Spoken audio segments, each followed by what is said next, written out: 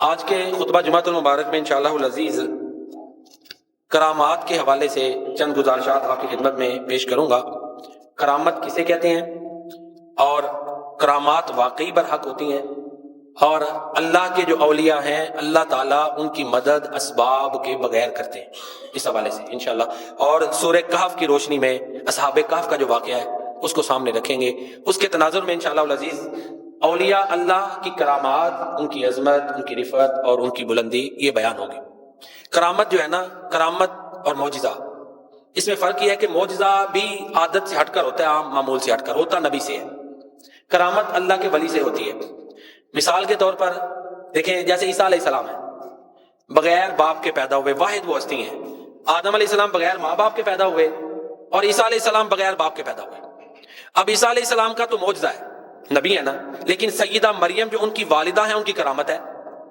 تو ایک اس واقعہ میں دونوں چیزیں ہیں، معجزہ بھی ہے اور کرامت بھی ہے۔ اب معمول سے ہٹ کر کوئی چیز ہو جائے، اب اس میں دیکھیں حضرت ابراہیم علیہ السلام کئی دن اس آگ میں رہے جو نمرود نے جلائی، صحیح سالم باہر آ گئے، یہ معجزہ ہے۔ پیارے نبی کریم خاتم النبیین صلی اللہ علیہ وسلم کے معجزات کا بہت لمبا چیپٹر ہے، آپ نے اشارہ کیا ایسے وہ چاند دو ٹکڑے ہو گیا، یہ پیارے نبی صلی اللہ علیہ وسلم کا معجزہ ہے۔ آپ کہتے ہیں میں بکریاں چراتا تھا تو مجھے ابھی بھی وہ پتھر یاد ہے جو مجھے سلام کہتا تھا۔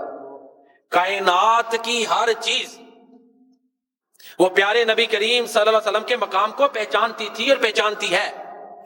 یہ عظمتیں ہیں آپ کی، یہ ایک الگ ٹاپک ہے، یہ میرا عنوان نہیں، عنوان یہ ہے کرامات اولیاء اللہ۔ تو کرامات پر حق ہے، اس میں ایک چیز جو بنیادی طور پر ذہن میں رکھنے والی ہے، ہم نے مدد اللہ تعالیٰ سے مانگنی ہے جیسے اس ولی نے مانگی اور اللہ نے مدد کی، ٹھیک ہے؟ بس اس میں تھوڑا سا اختلاف آ جاتا ہے، کچھ ہمارے دوست ان سے مدد مانگنا شروع کر دیتے ہیں، ہاں زندہ ہیں تو ضرور ان کو دعا کے لیے کہیں، ریکویسٹ کریں کہ وہ دعا کریں، کروانی چاہیے، والدین سے خود بھی اللہ کے نیک بندوں سے بھی دعا کروانی چاہیے، لیکن دعا قبول اللہ نہیں کرنی، بس یہ بنیادی چیز ہے۔ باقی ہم مسلمانوں کا کوئی بھی اس میں کوئی اختلاف نہیں۔ ایک فرقہ گزرا ہے جو معجزات اور کرامات کو نہیں مانتا، اس کا نام ہے معتزلہ، اور وہ کافر ہے، جو ولیوں کی کرامت کو نہیں نہ مانتا۔ جیسے سیدہ مریم کو بے موسم پھل ملا، اصحاب کہف 309 سال غار میں زندہ محفوظ صحیح سالم سوئے رہے، ٹھیک ہے؟ یہ کرامتیں ہیں، جو ان کو نہیں مانتا وہ کافر ہے کیونکہ قرآن کو نہیں مانتا، اور اس میں ہم تمام مسلمانوں کا اتفاق ہے، اتفاقی بات ہے، بالاتفاق ہم مانتے ہیں۔ اب دیکھیں اصحاب کہف، غار والے، سورت کا نام ہی اللہ نے الکہف رکھ دیا، غار ہے، دیکھیں نا یہ محبت ہے نا، جس غار میں اللہ کے ولی سوئے اللہ نے اس غار کے نام سے سورت کا ہی نام رکھ دیا۔ یہ اللہ کے ولیوں کی عظمت ہے، اللہ کہ جب بھی یہ سورت آئے، نام ذہن میں آئے، الکہف، فوراً وہ سارا واقعہ کرامت بھرا ذہن میں آ جائے۔ یہ اللہ کے ولیوں کی عظمت ہے۔ خوشحال گھرانے کے یہ افراد تھے، 7 نوجوان تھے، انہوں نے دیکھا کہ ان کی قوم جو ہے وہ اللہ کے علاوہ اوروں کی پوجا کر رہی ہے، ان کو توحید سمجھ آ گئی کہ عبادت اللہ کے علاوہ کسی اور کی جائز نہیں، لا الہ الا اللہ، اللہ کے علاوہ کوئی عبادت کے لائق نہیں۔ یہ ہمارا مسلمانوں کی دو ہی چیزیں بنیاد ہیں، لا الہ الا اللہ، محمد رسول اللہ، عبادت اللہ کے علاوہ کسی اور کی جائز نہیں، اور محمد اللہ کے رسول ہیں، کیسے کرنی ہے؟ جیسے محمد کریم صلی اللہ علیہ وسلم نے سکھائی، آپ کی سنت کے مطابق کرنی ہے عبادت اللہ کی، طریقہ پیارے نبی کریم خاتم النبیین رحمت للعالمین صلی اللہ علیہ وسلم کا۔ مختصر یہ کہ اب انہوں نے دیکھا کہ ہماری قوم بہک چکی ہے، اور اللہ کے ولیوں نے دیکھا اب 2 ہی راستے تھے، بلکہ 3 معاذ اللہ۔ ایک تو ظاہر ہے، یا تو معاذ اللہ وہ دوبارہ اپنی قوم کے دین میں چلے جاتے، مذہب میں چلے جاتے، ایک تو راستہ یہ تھا۔ دوسرا یہ تھا کہ ان سے ٹکراتے، ظاہر بھی ساتھ تھے، ساری اسٹیٹ تھی، ساری سوسائٹی تھی، شہادت اغلب تھی۔ پھر تیسری آپشن یا تیسرا طریقہ کہ وہ الگ تھلگ ہو جائے، چنانچہ انہوں نے ایسے کیا۔ اور یہ جو اللہ کے ولیوں کا طریقہ ہے نا، میرے اور آپ کے لیے رہنمائی بھی ہے۔ آپ خاتم النبیین رحمت للعالمین صلی اللہ علیہ وسلم نے فرمایا نا، قرب قیامت جب فتنے بڑھ جائیں گے تو جتنا ان سے کوئی دور رہے گا اتنا بہتر ہے، ان میں چلنے والے سے جو کھڑا ہے وہ بہتر رہے گا، کھڑے سے بیٹھا، یعنی جتنا کم معاشرے میں عہدوں میں جائے گا اتنا ہی اس کے لیے بھلا ہے۔ کچھ عہدوں کی مجبوریاں ہوتی ہیں، کچھ اپنے طبقہ کلاس کی مجبوریاں ہوتی ہیں، کچھ کاروباری بڑے بڑے معاملے ایسے نکل آتے ہیں، پھر اور انسان رستے ڈھونڈتا ہے، کمزوریاں آتی جاتی ہیں، ہوتا ہے۔ اس لیے آپ نے فرمایا ان میں جو بیٹھا ہے وہ چلنے والے سے بہتر۔ کیا مراد؟ کہ جتنا کوئی سائڈ پہ ہو جائے گا اتنا بہتر ہے۔ امام ابو حنیفہ رحمہ اللہ تعالی بہت بڑے امام گزرے، اللہ کے ولی تھے، چیف جسٹس کا عہدہ ملا۔ اب تو امتحان ہوتے ہیں نا جج لگنے کے، تو لائنیں لگی ہوتی ہیں۔ چیف جسٹس کا عہدہ ملا تھا، انہوں نے نہیں قبول کیا. پوچھا گیا، کہتے ہیں میں اہل نہیں. اور دیکھیں جو بادشاہ ہوتے ہیں نا، خلیفہ، وہ اپنی توہین سمجھتے ہیں. اگر کوئی کسی کو گفٹ دینا نا کوئی لے تو ان کا ایک اپنا دماغ لیول ہوتا ہے. تو پوچھا کیوں؟ کہتے ہیں میں اہل نہیں. تو دیکھیں اس نے آگے سے کیا کہا، ظاہر ہے اس کے ساتھ چلنا فتنہ تھا. امام ابو حنیفہ رحمہ اللہ تعالیٰ کی جو نظریں کہہ لیں کرامت بھری نظر تھی ایک اللہ کے ولی کی، ان کو نظر آ رہی، اور اس کی جو اگلی ججمنٹ ہے اس بندے کی، اس سے سمجھ بھی آ رہی ہے. اس نے اتنا وہ بدتمیز تھا، اس نے کہہ دیا آپ جھوٹ بولتے ہیں. اب دیکھیں نا، اللہ اکبر، اس سے اندازہ لگا لیں. امام ابو حنیفہ رحمہ اللہ تعالیٰ فقہ کے امام ہیں، اللہ نے بصیرت دی ہوئی تھی کمال. کہتے ہیں دیکھیں جی فیصلہ تو آپ نے کر دیا، اگر میں نے جھوٹ بولا ہے تو میں پھر بھی اہل نہیں، اگر میں سچ بولتا ہوں تو پھر بھی اہل نہیں، میں اس مذہب کا اہل نہیں، کیونکہ چیف جسٹس جھوٹا نہیں ہونا چاہیے. اس کے بعد قید ہو گئے اور وہیں پر فوت ہوئے امام ابو حنیفہ رحمہ اللہ تعالیٰ. ہمارے ہاں برے صغیر میں جو لوگ سنت کو فالو کرتے ہیں نا، ان کی تعلیمات کی روشنی میں کرتے ہیں. ہمارے جو اہل سنت ہمارے بھائی ہیں، ظاہر ہے کسی نہ کسی استاد سے ہی سیکھنی ہے نا سنت. ہیں سبھی اہل سنت ہیں، استاد تھوڑے تھوڑے اصول الگ تھوڑے جو ہو جاتے ہیں. جس نے قرآن و سنت میں سے کسی کا انکار کرنا اس نے مرنا ہے، وہ تو مسلمان ہی نہیں رہنا. تو بہرحال میں اصل موضوع کی طرف آتا ہوں. ہمارے لیے بھی رہنمائی ہے کہ فتنوں کے دور سے بچنا ہے. اور وہ اللہ کے اولیاء ایک غار میں چلے گئے، سو گئے. اللہ اکبر. اب دیکھیں اللہ نے کیسے حفاظت کی. جب سو گئے تو پھر اللہ نے کتنے سال سلایا ان کو؟ 309 سال. 309 سال وہ اللہ کے ولی سوئے. ویسے بندہ چند گھنٹے سوئے نا، 10 سے کہلے 24 گھنٹے ہی تو اس کا دماغ اور یہ بجل ہو جاتا ہے. ایک لیمٹ ہے نا سونے کی بھی. 309 سال سوئے. اور اللہ قرآن میں کہتے ہیں، اللہ اکبر، وَتَرَى الشَّمْسَ إِذَا طَلَعَتْ تَزَاوَرُ عَنْ كَهْفِهِمْ ذَاتَ الْيَمِينِ.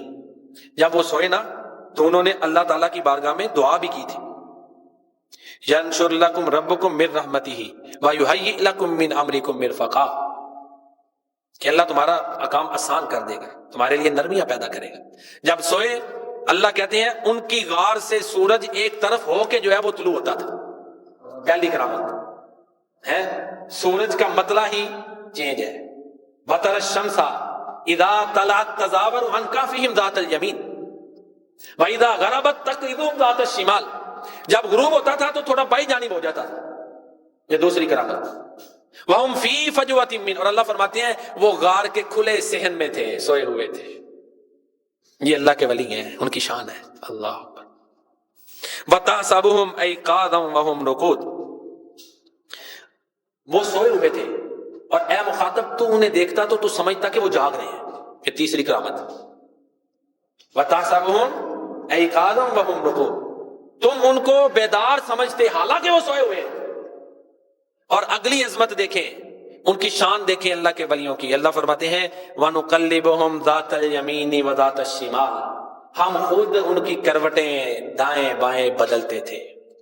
اللہ اکبر. یہ کتنی شان ہے کہ اللہ تعالیٰ نے اپنے ولیوں کی یہ عظمت اس طرح بیان کی کہ ہم خود ان کی کروٹیں دائیں بائیں بدلتے ہیں. اللہ اکبر. وَقَلْبُهُمْ بَاسِطٌ ذِرَاعَيْهِ بِالْوَسِيطِ، اور ان کی جو باہر دہلیز تھی اس پہ ان کا کتا جو ہے وہ اپنے بازو پھیلائے وہ بھی وہاں پہ تھا. پھر اللہ فرماتے ہیں لَوِ اطَّلَعْتَ عَلَيْهِمْ لَوَلَّيْتَ مِنْهُمْ فِرَارًا وَلَمُلِئْتَ مِنْهُمْ رُعْبًا. اگر اے مخاطب تو وہاں چلا جاتا نا اس علاقے میں، اس سرزمین میں، زمین کے اس حصے میں، تو اللہ نے اس کو خوف سے بھرا ہوا تھا، تجھے بھاگ آنا تھا واپس. یہ بھی کرامت تھی. اللہ قرآن میں فرما رہے کیسی حفاظتیں فرمائی اللہ نے اپنے ولیوں کی. اللہ اکبر. کرامات پر حق ہیں، کرامات کو ہم مانتے ہیں. اب آگے دیکھیں، اب اگلی بھی دیکھیں، اللہ نے اپنی قدرت بیان کی. پھر اللہ فرماتے ہیں تو 309 سال سوئے، لیکن کہتے ہیں دن یا دن کا کچھ حصہ ہم ٹھہرے ہیں. تو یہاں سے یہی ہے کہ ان کی دعائیں دیکھ لیں، انہوں نے اللہ سے مانگا ہے، دعائیں اللہ سے مانگی ہیں. یہ تعلیمات ہے اللہ کے ولیوں کی کہ ہم ان کی تعلیمات پہ چلیں، جیسے ان کا کردار ہے وہ اپنا. اللہ نے ان کا کردار قرآن کریم میں اسی لیے ذکر کیا ہے. اور اللہ کے پیارے نبی صلی اللہ علیہ وسلم کی جتنی بھی حدیثیں ہیں نا اس مضمون کی بہت زیادہ وہ انہی آیات سے ہیں. وہ قرآن کی تشریح ہے کہ فتنوں سے بچے انسان بہتر ہے، کھڑے سے بیٹھا ہوا بہتر ہے. وہ اصحاب کہف کی سیرت ہے جس سے ہمیں رہنمائی مل رہی ہے اور اللہ نے قرآن بنا دیا ہے. خلاصہ یہ ہے کہ اللہ کے ولیوں کی کرامات برحق ہیں. جو اللہ کے ولیوں کو نہیں مانتا، اللہ کے ولیوں کی کرامات کو نہیں مانتا، وہ مسلمان نہیں ہے. خاص کر وہ کرامات جو قرآن کریم میں آ گئیں، جو صحیح حدیث میں آ گئیں. لیکن ایک چیز اور ہے کہ ہمیں یہ بھی دیکھنا چاہیے کہ بعض ہم نے قصے کہانیاں کرامات بنا کر پیش کی ہیں وہ ہے نہیں. ایک میں آپ کے سامنے رکھتا ہوں، فیصلہ آپ کر لیں۔ شیخ عبد القادر جیلانی رحمۃ اللہ تعالیٰ علیہ بہت بڑے بزرگ گزرے ہیں اور بہت بڑے محدث تھے۔ ان کے حوالے سے ایک عام سوشل میڈیا پہ کرامت بیان کی جاتی ہے کہ جی وہ ایک پرندہ تھا، اس نے ان کے اوپر جو ہے نا وہ فضلہ کر بیٹ کر دی، انہوں نے غصے سے دیکھا اور وہ مر گئے۔ یہ کرامت ہے جی، دیکھیں وہ ان کا چلا۔ بھائی اللہ کے پیارے نبی صلی اللہ علیہ وسلم نے تو اپنی بیٹی کے قاتل کو معاف کر کیا تھا۔ اللہ کے پیارے نبی صلی اللہ علیہ وسلم نے حضرت امیر حمزہ، اللہ کے نبی کو بڑی محبت کیا تھا، بہت زیادہ، چچے کو بھی بڑی تھی، آپ نے اس کے قاتل کو بھی معاف کیا نا، حضرت امیر حمزہ رضی اللہ عنہ۔ اپنے اوپر ظلم کرنے والوں کو معاف کیا، بلکہ قصیدہ بردہ جو ہے حضرت کعب بن زہیر کا، ایک علامہ مشری کا ہے نا، ایک قصیدہ بردہ کعب بن زہیر کا، اس میں ان کے اشعار ہیں کہ اللہ کے نبی کے بارے میں یہ مشہور ہے، آپ معاف کر دیتے ہیں، اور میں اپنا عذر لے کے آ گیا ہوں، مجھے یقین ہے والعفو عند رسول اللہ مقبول۔ یہ نعت ہے ان کی، صحابہ کرام کے نعتیہ کلام میں میں نے یہ درج کی ہوئی۔ نبئت ان رسول اللہ اوعدنی والعفو عند رسول اللہ معمول ولقد اتیت رسول اللہ معتذرا والعذر عند رسول اللہ مقبول۔ اللہ کے نبی معاف کرنے والے، اہل بیت معاف کرنے والے، ذات کے لیے انتقام نہیں لینے والے، ان کی سیرت یہ ہے، تو اولیاء کی بھی یہی تعلیمات ہوں گی کہ معاف کرنے والے ہیں۔ باقی کرامات ان شیخ عبد القادر جیلانی کی بھی بہت زیادہ صحیح بھی ہیں۔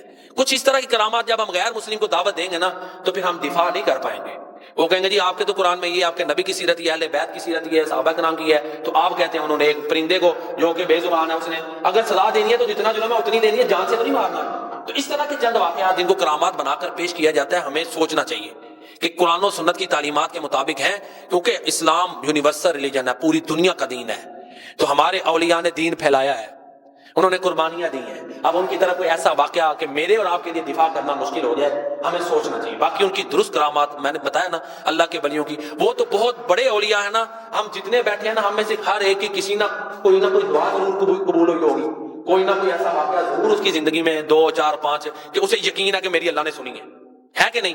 ہم آخری درجے کے مسلمان ہیں، ہمیں بھی یقین ہے اللہ دعاؤں کو سنتے ہیں، مددیں کرتے ہیں، اسباب سے ہٹ کر بھی کئی دفعہ ہماری مددیں آتی ہیں، تو وہ تو اللہ کے اولیاء ہیں، ہمارے ماتھے کا جھومر ہے، ہم ان کے نقش قدم پہ چلنے والے ہیں۔ تو